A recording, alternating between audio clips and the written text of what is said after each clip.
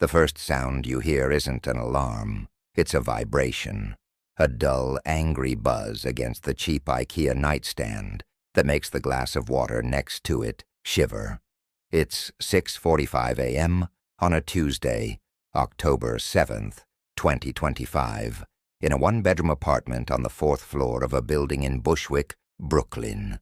Before his eyes are even open, Alex's hand is already moving. It's muscle memory. Slap, grab, bring the glowing rectangle 6 inches from his face. The light is blinding in the dark room. 37. New messages in the West Coast Updates Slack channel.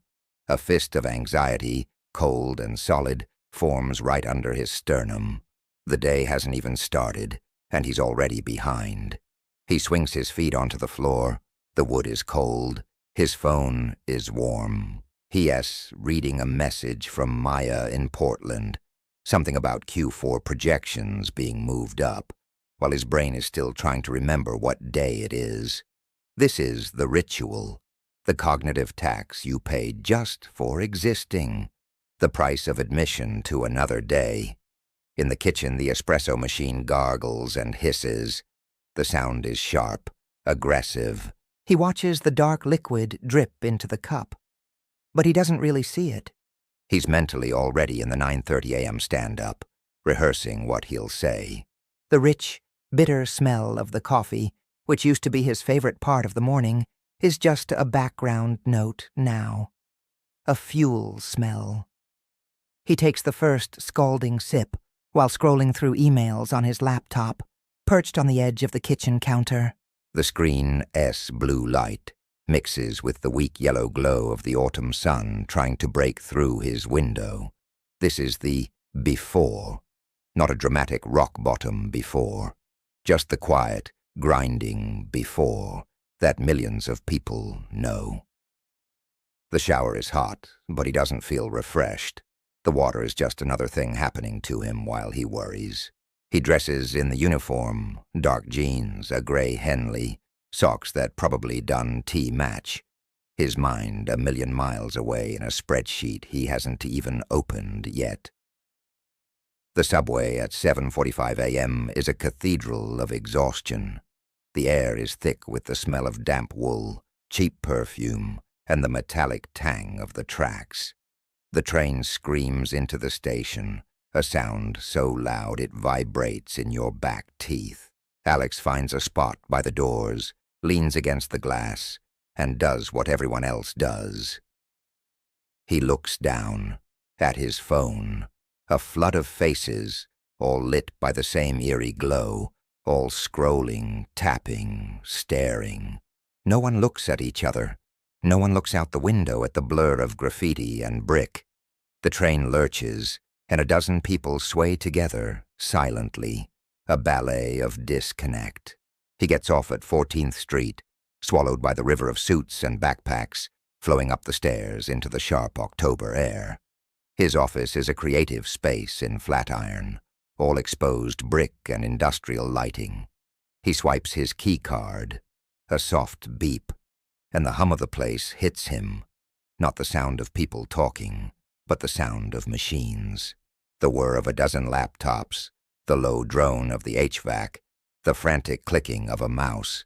His desk is covered in 2 empty cold brew cans from yesterday. He drops his bag, pings, chimes.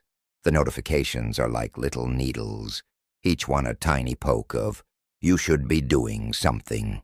He opens his calendar and it has a solid block of color from 9 a.m. to 6 p.m., back-to-back Zooms, a lunch, working session.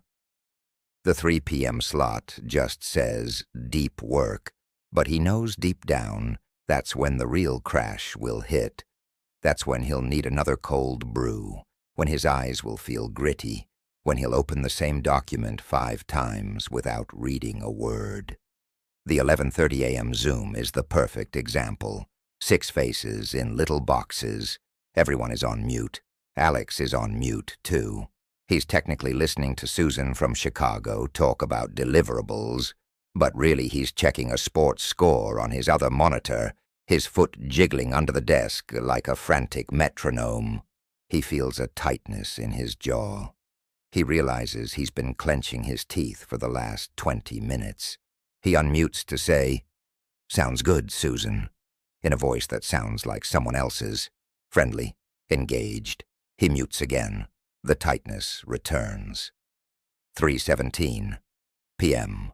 The crash is right on schedule. A fog rolls into his brain. His lower back aches from hunching. The words on his screen start to swim. He's read the same sentence about synergistic paradigms 3 times, and it means nothing. This is the gap. The space between the energy of the morning coffee and the false energy of the 4 p.m. coffee. And in this gap, the thoughts rush in. They're not even about work. They're a chaotic playlist of past and future. Did I send that rent check? Why did I say that stupid thing in the meeting last week? What if I never actually get promoted? I should call my mom. I need to go to the gym. Why am I so tired? Everyone else seems fine. What's wrong with me? It's a buzzing hive in his head. It's loud, and the solution, the only tool he seems to have, is to reach for the phone, to scroll, to find a new input, a new noise, to drown out the internal noise. For 7 minutes he falls into a TikTok hole of skateboard fails and kitchen renovations. He feels worse, empty, guilty. The clock finally ticks to 6:30 p.m. The office empties. The walk back to the subway is quieter. The sky is a deep, beautiful indigo, but he barely notices. His headphones are in, a podcast about productivity playing, because even his downtime needs to be optimized. His shoulders are up around his ears. Back in the Brooklyn apartment, the silence feels heavy. He orders noodles from the app on his phone. He eats them on the couch, watching a show he's only half paying attention to. The blue light from the TV flashes across his tired face. His phone is next to him, lighting up with the soft, hopeful glow of Instagram likes from people he went to college with. All of them seemingly on vacation, getting married, living shinier lives. He falls into bed at 11:15 p.m. His body is tired, but his brain is not. It's replaying the day. It's pre-living tomorrow. It's a hamster on a wheel, running faster and faster, but going absolutely nowhere. The last thing he sees before closing his eyes is the faint green blink of the smoke detector on the ceiling. A tiny rhythmic pulse in the dark. A heartbeat for the empty room. This was Alex's yesterday. This is his today. And if nothing changes, this will be his tomorrow. And every day after that, until 2025 becomes 2026, and the only thing that S changed is he S a little more tired, a little more cynical, a little more convinced that this is just what adult life is. But here's a question for you, a really uncomfortable one. It is not about time management or better planners or a new meditation app you will quit in a week. What if your brain's operating system is outdated? What if it's trying to run 2025 with the hardware of 1998?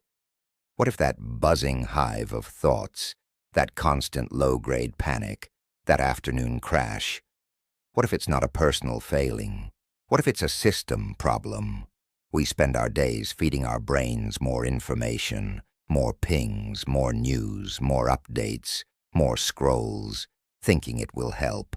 But it's like trying to put out a fire with gasoline. The noise creates more noise. The rush creates more rush.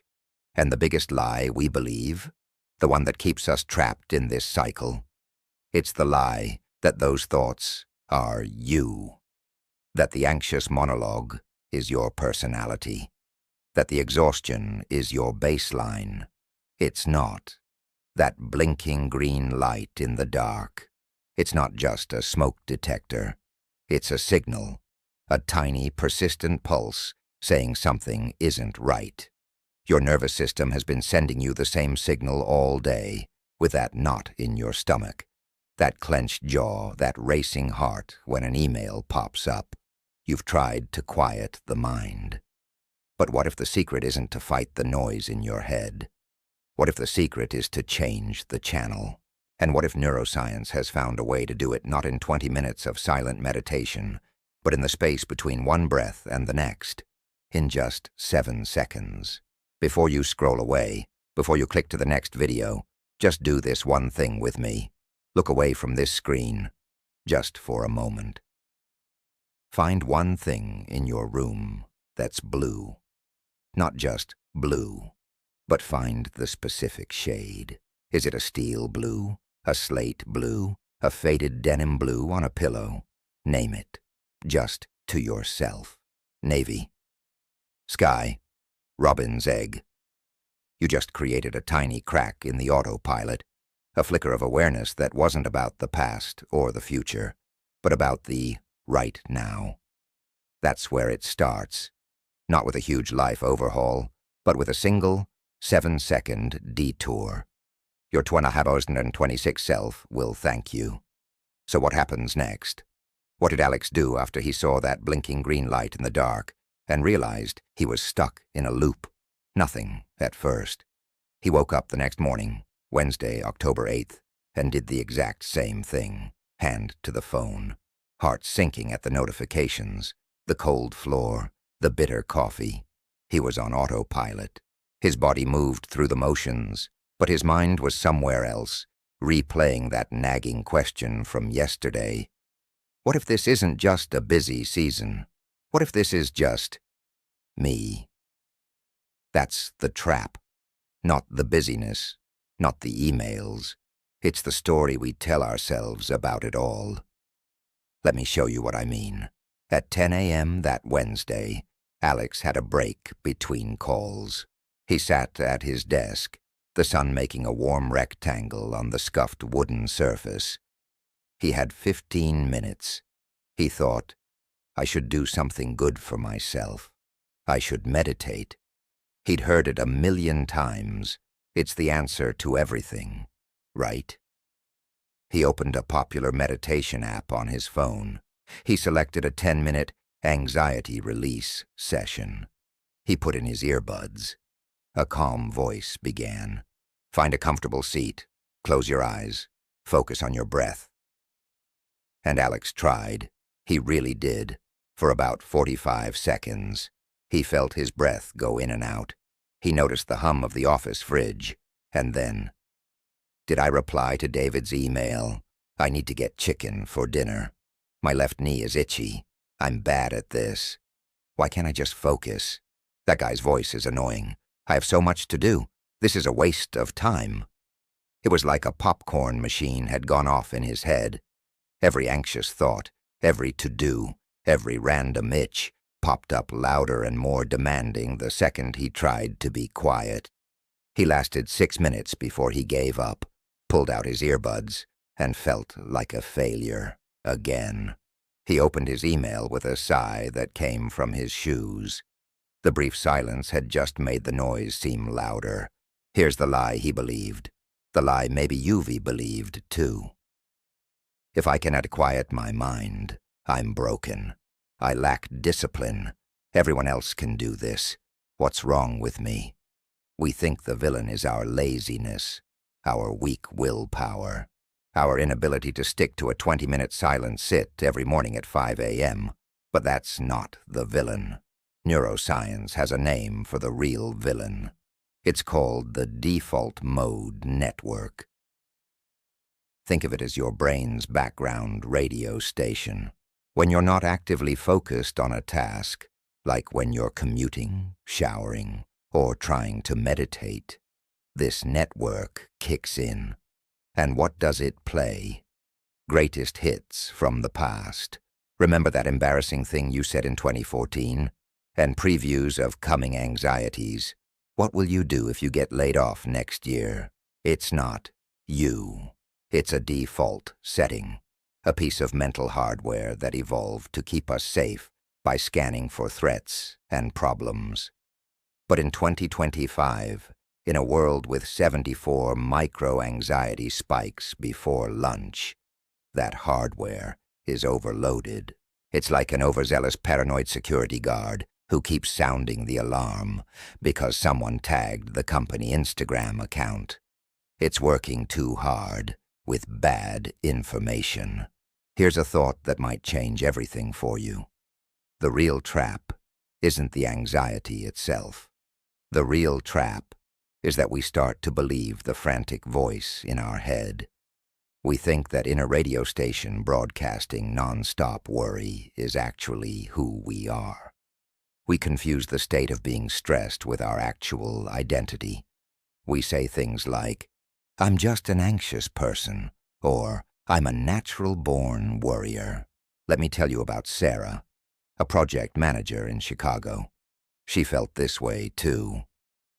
Then she read a study about thought patterns and decided to try a little experiment. For 3 days, she carried a notebook. Every time she caught herself in a repetitive, worrying thought, she'd just write down a single word for it. Not the whole thought, just the category. Words like money, presentation, mom's health, traffic. After 72 hours, she tallied it all up. She had logged 48 of these worry flags. But here's the wild part. They weren't 78 unique worries. They were the same 8 or 9 thoughts, just playing on a loop. Her brain was like a self-driving car stuck rerouting between the same few potholes, digging the ruts deeper and deeper every single day. She realized she wasn't an anxious person. She was a person whose brain was simply stuck in an old, unhelpful groove. This is what I call the identity trap. You are not the noise in your head. You are the one who can listen to it. You are the driver, not the car's GPS, frantically recalculating the same bad route. Imagine for a second your mind is a busy command center. There are screens everywhere. One shows the past. One shows the future. One shows your to-do list. They're all flashing, beeping, demanding your attention. And in the middle of it all, in a big, comfortable chair, sits you, the real, conscious, present you. But you're not looking at the room. You're glued to those screens, believing every warning, reacting to every beep. You've forgotten that you can turn the chair. You've forgotten that you are in charge of the room, not the screens. That moment, you realize you can turn the chair. That's the breakthrough. What if you didn't have to fight the anxious thoughts? What if you could just change the channel? Not for an hour, not even for 10 minutes, but for just 7 seconds. Just long enough to prove to yourself that there's a smooth road right beside the pothole. Fighting a thought is like trying to flatten a wave in the ocean with your hands. It's exhausting, and you'll always lose. But you know what you can do? You can notice the wave, and then choose to focus your attention somewhere else instead. Think of your 5 senses as escape hatches out of that noisy command center. Right now, you're probably using sight, looking at this screen. When you're anxious, you're almost always trapped in the screen of your own thinking, that internal movie of worry. The escape isn't through more thinking. It's through a different portal. It's through feeling the cool, smooth surface of your phone case. It's through really hearing the specific hum of your computer fan, not just as background noise, but as a sound with a pitch and a rhythm. It's through seeing the incredible complex pattern of the wood grain on your desk that you looked at 1,000 times but never really seen. This isn't about adding another thing to your to-do list. It's a tiny shift in the middle of the chaos you already have. It's not stop everything and meditate for 20 minutes. It's, in the 7 seconds after I hang up this stressful call, before I automatically reach for my phone, I will simply feel the weight of my body in this chair. The old way says, quiet the mind. The new way says, redirect the senses. The old way asks for willpower you don't have at the end of a long day. The new way just asks for a tiny flicker of curiosity. Just a simple question like, what does this pen actually feel like? What are 3 green things I can see from here? That little spark of curiosity is a revolution. It's the first gentle turn of the chair in your command center. It's you, reminding yourself, I am here, not lost in the past, not fearing the future. I am here, in this body, in this room, for just 7 seconds. And in that tiny space, something incredible happens. The grip of that old story, the I'm so anxious story, loosens just a little, because you've just created a new piece of evidence, the evidence that you are not stuck, that you can choose, that you are more than the loop. That's the turning point, not a massive overhaul, just a single, simple, almost silly question. What's one thing I can feel right now? Ask it. Think about a guy named Alex. It's Friday, and his week is ending the same way it began, in a rush. In those 7 seconds, the internal noise doesn't He's packing his bag. His phone buzzes. It's his friend Leo. Drinks tonight?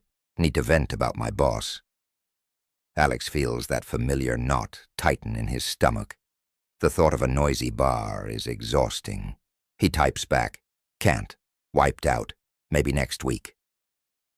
He hits send and immediately feels a pang of guilt. He's a bad friend.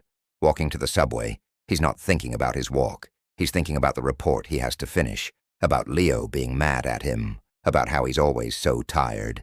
He's deep in the loop, that same old radio station playing its greatest hits of anxiety. But what if, right at that moment, standing on the platform, Alex remembered to ask that one simple question? What if he just took 7 seconds to feel the cold metal pole in his hand, to hear the distant screech of the train on the tracks, to see the pattern of the tiles on the floor vanish, but it fades into the background. For a brief moment, he isn't anxious Alex. He's just a man standing on a subway platform, feeling the world around him. He's turned the chair. He's found the escape hatch. And that small act, repeated over time, is how you reclaim your identity from anxiety. It starts with just 7 seconds. Try it for yourself. Thank you for watching. Hey everyone, and welcome. Today, I want to share something deeply personal. It's a story about a time when my world felt like it was shrinking, day by day, until all that was left was the 4 walls of my room and the relentless hum of anxiety.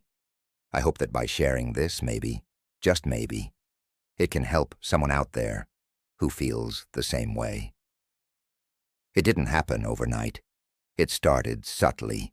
A missed coffee date with a friend because I wasn't feeling it.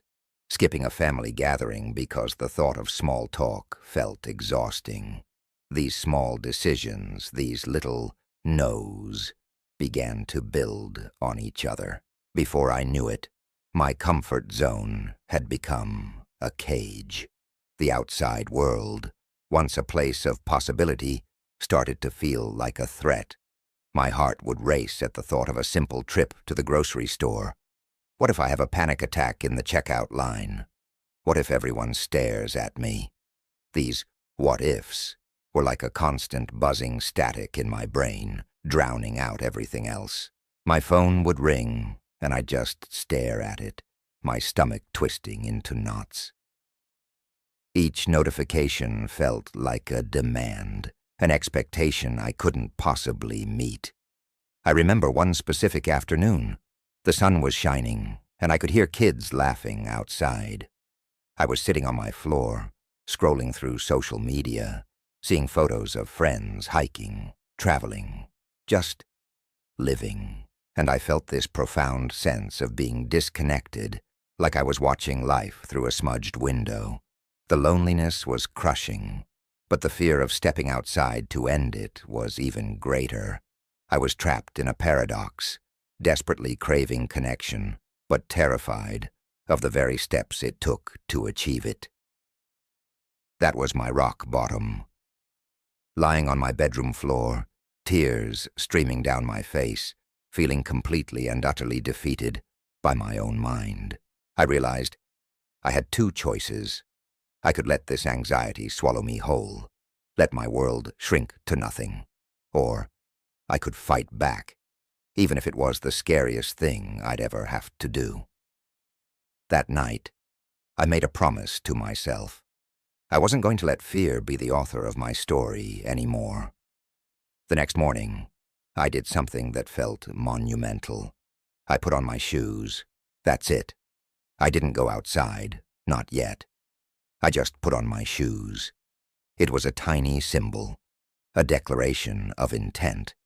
I was preparing to walk out, even if I wasn't ready just yet. The next day I opened the front door. I stood on the doorstep for 5 minutes, feeling the sun on my skin, breathing in the fresh air. My heart was pounding, my palms were sweaty, but I stayed there. 5 minutes. That was the goal, and I did it.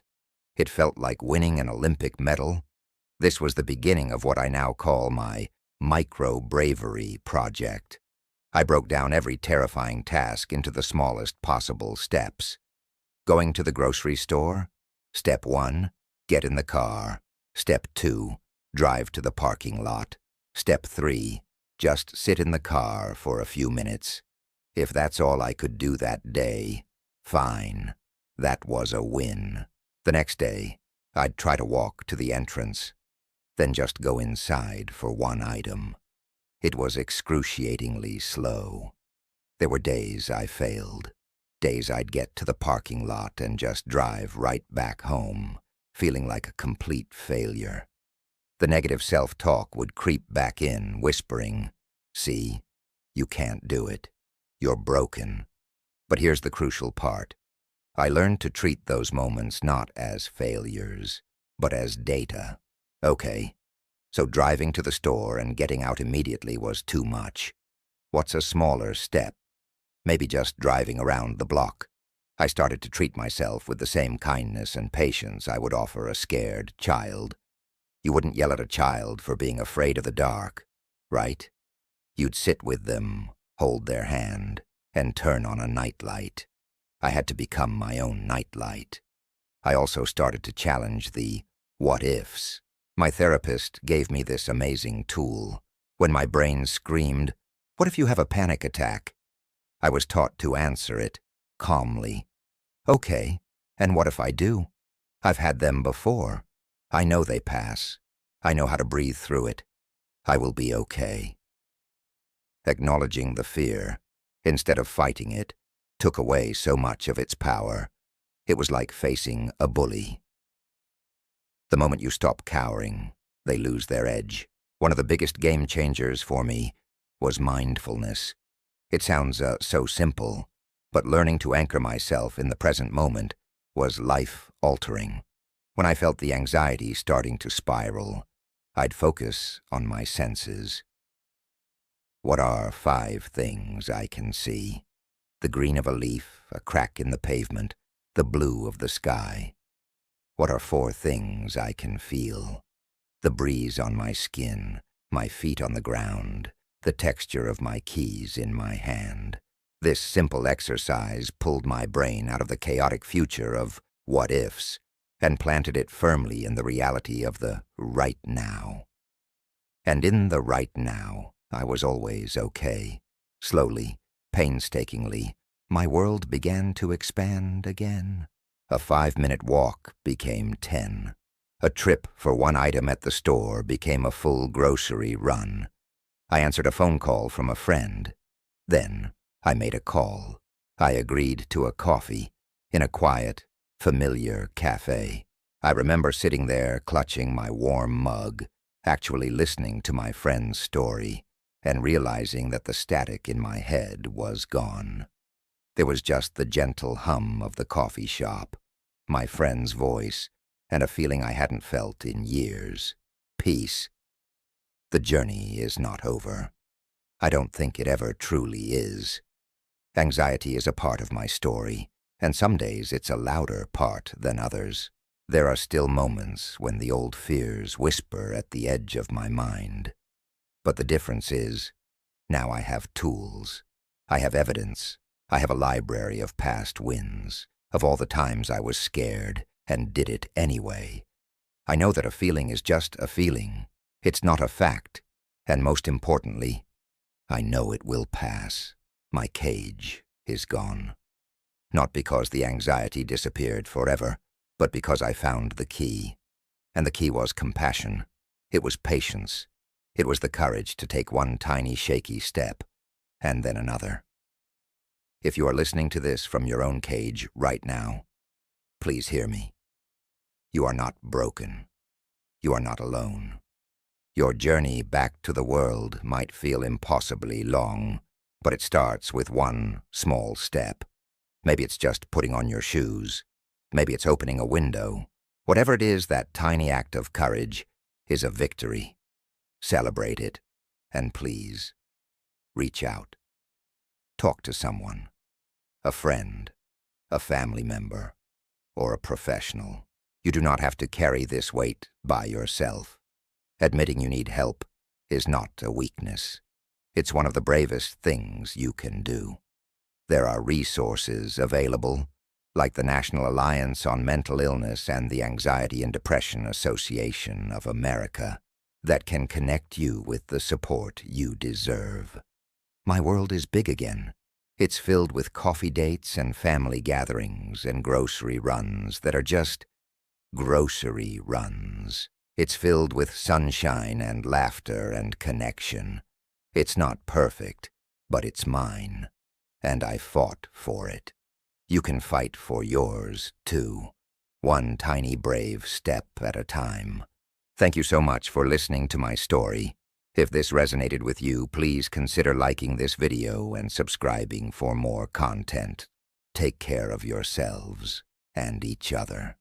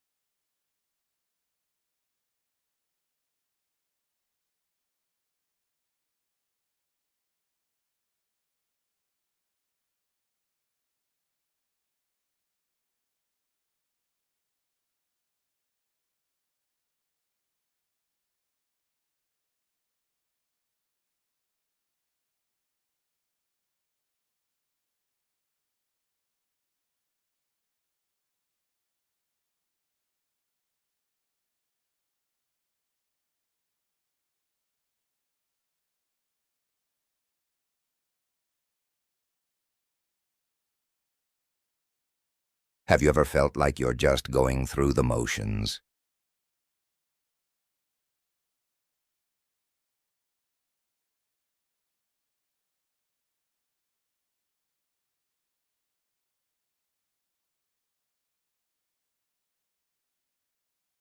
Alex felt disconnected, like a passenger in his own life.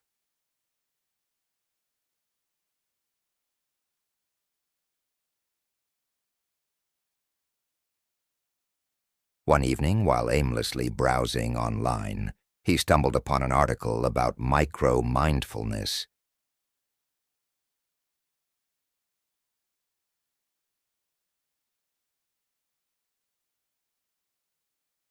The next morning, his alarm went off, and his hand automatically reached for his phone.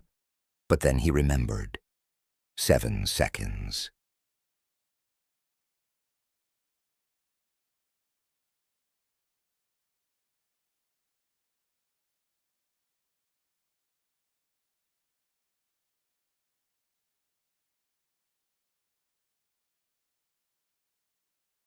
His first anchor was his morning coffee. Instead of chugging it while checking the news, he decided to dedicate 7 seconds to it.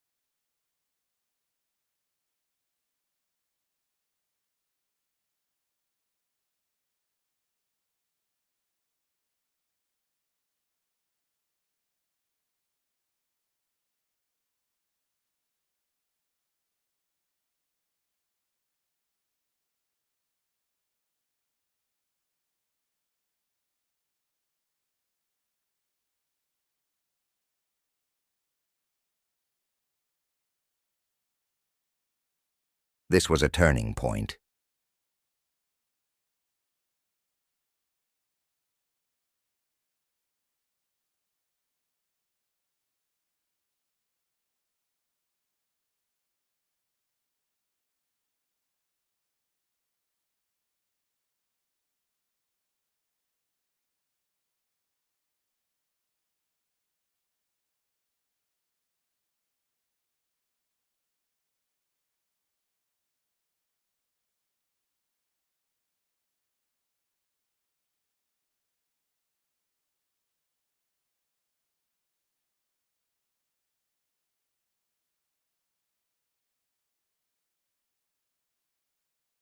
So, what about you? Where can you find a 7-second anchor in your day?